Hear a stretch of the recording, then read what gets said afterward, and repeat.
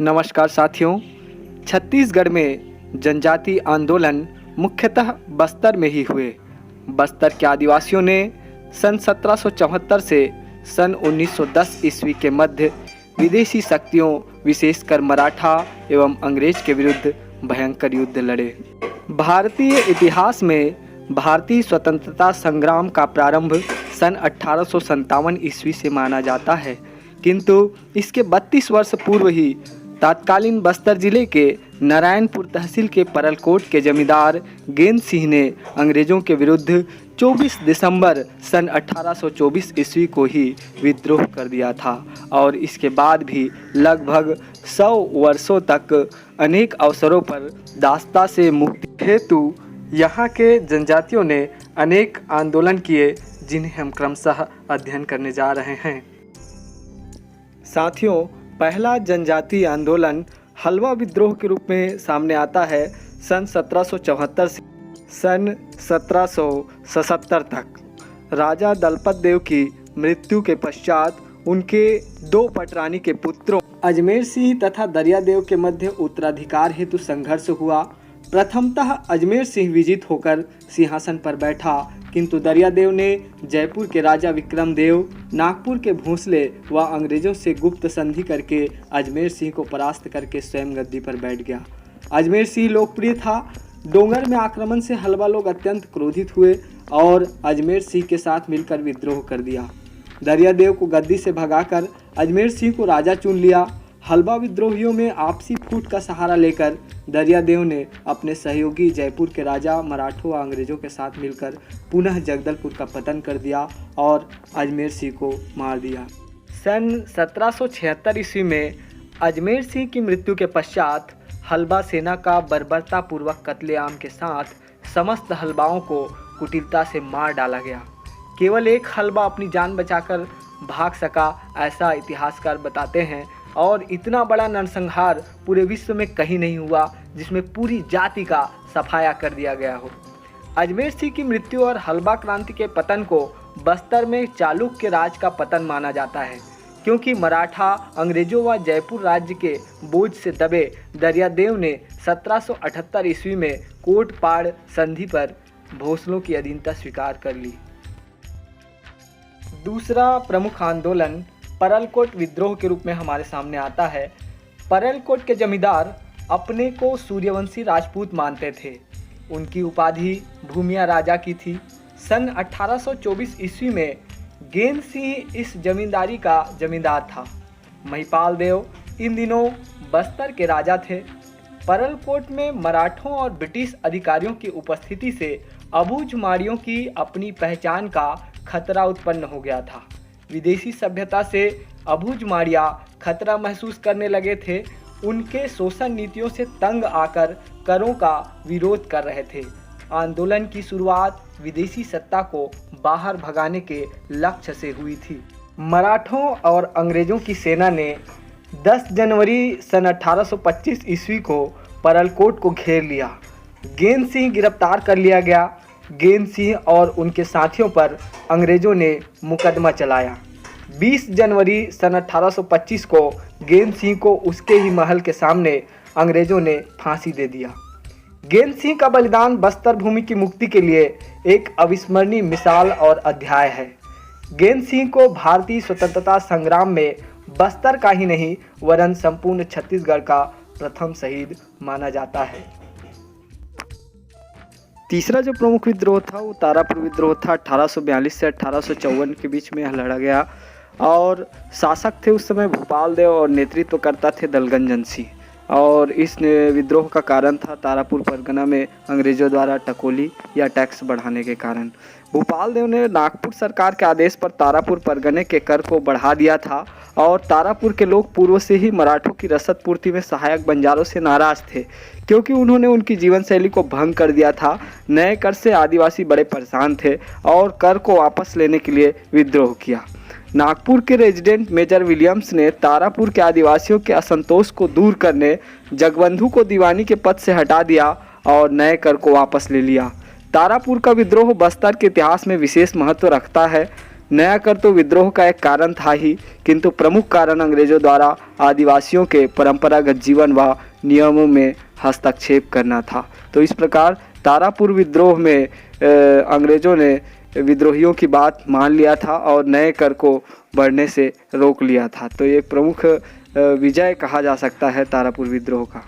जनजाति आंदोलनों में चौथा क्रम मेरिया विद्रोह का था, जो सन 1842 से शुरू होकर 1863 ईस्वी तक चलता रहा। इस समय भूपाल देव शासक हुआ करते थे और यह जो विद्रोह हुआ वो हिरमा मांझी के नेतृत्व में हुआ और इस विद्रोह का जो कारण था वो दंतेश्वरी देवी मंदिर में नरबलि प्रथा को समाप्त करने के विरुद्ध, अर्थात कहा जाए तो बस्तर की स्थानीय जनजातियों की संस्कृति में हस्तक्षेप के विरुद्ध यह आंदोलन हुआ था और इस प्रथा के उन्मूलन का प्रयास अंग्रेज़ों द्वारा इसी शासक के काल में हुआ था।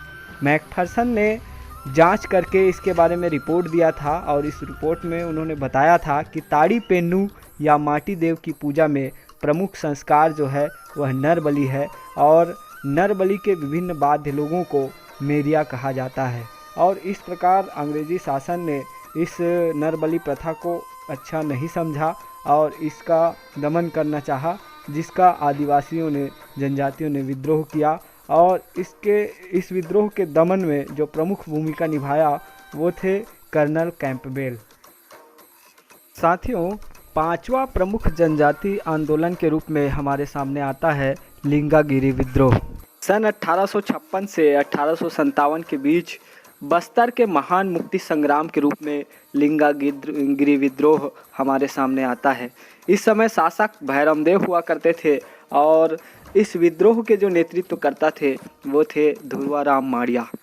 और लिंगागिरी विद्रोह का प्रमुख कारण था अंग्रेज़ों का लिंगागिरी क्षेत्र में हस्तक्षेप और इस विद्रोह का प्रमुख परिणाम जो सामने आया वो ये था कि धुरवाराम माड़िया को 5 मार्च सन 1856 को फांसी दे दिया गया। अंग्रेज अधिकारियों की शोषण व दमन नीति से तंग होकर भोपालपट्टनम जमींदारी के अंतर्गत आने वाले लिंगागिरी तालुके के तालुकेदार धुरवाराम ने अंग्रेजों के विरुद्ध सशस्त्र विद्रोह किया। साथियों, धुरवाराम का विद्रोह सन 1857 ईस्वी की महान क्रांति के 1 वर्ष पहले बस्तर के इतिहास में अंकित वीर गाथा तथा द्वितीय आत्माहुति का अधकुला स्वर्णिम पृष्ठ है।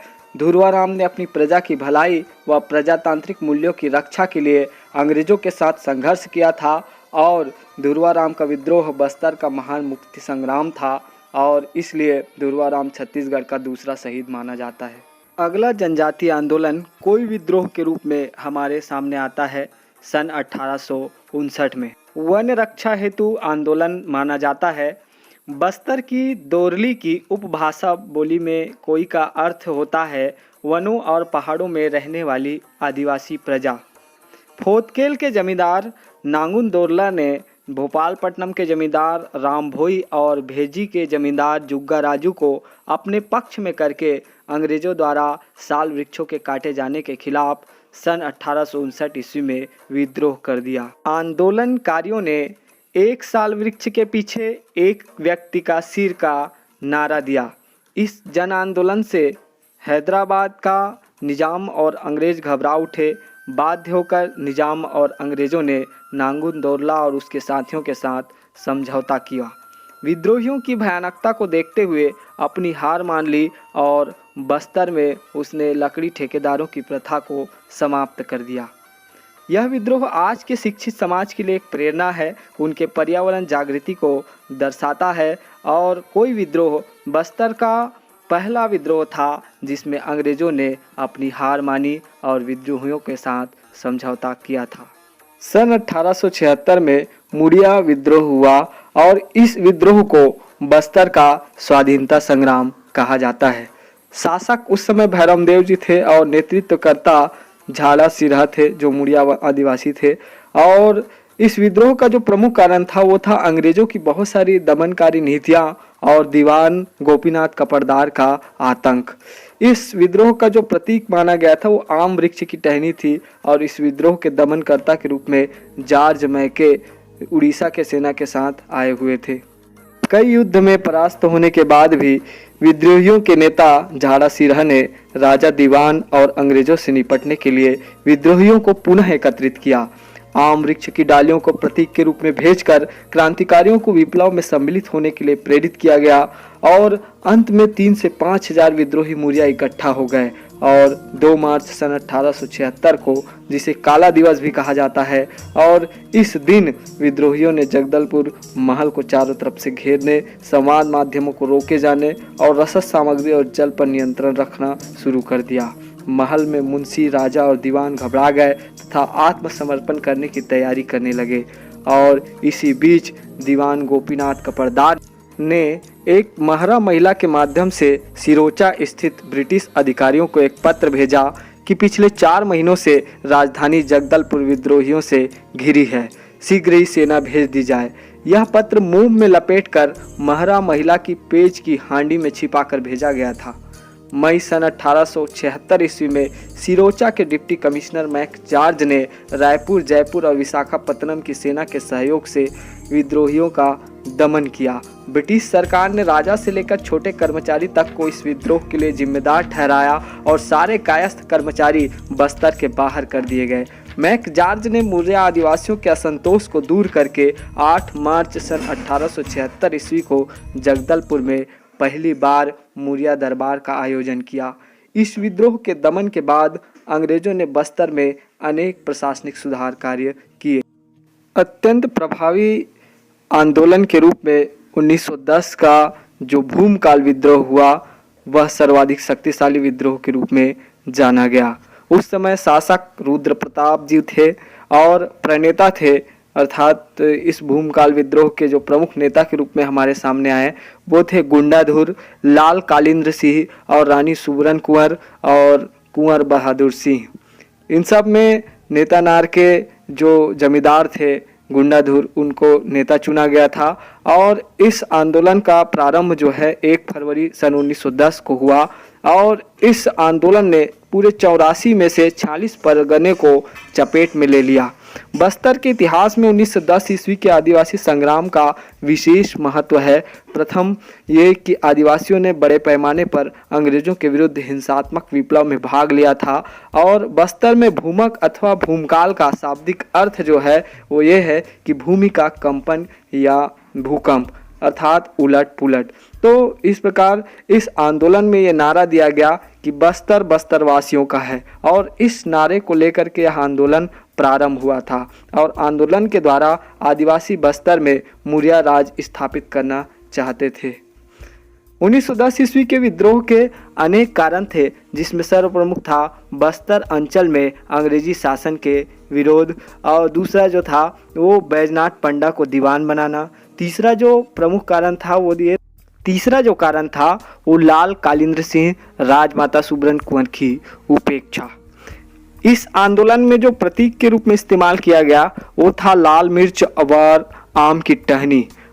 इसके अलावा अन्य जो प्रतीक थे उसमें मिट्टी के ढेले, धनुष बाण और भाला, ये सब प्रमुख थे। इस आंदोलन में एक महत्वपूर्ण बात ये रही कि सोनू मांझी नाम का एक आदमी था जिसने धोखेबाजी करके गुंडाधुर को पकड़वा दिया और गुंडाधुर के पकड़े जाने से आंदोलन जो है शिथिल पड़ गया और गुंडाधुर जो है जेल में तो कैद थे, लेकिन 29 मार्च सन 1910 को गुंडाधुर जेल से भाग निकले और तब से भूमिगत हो गए।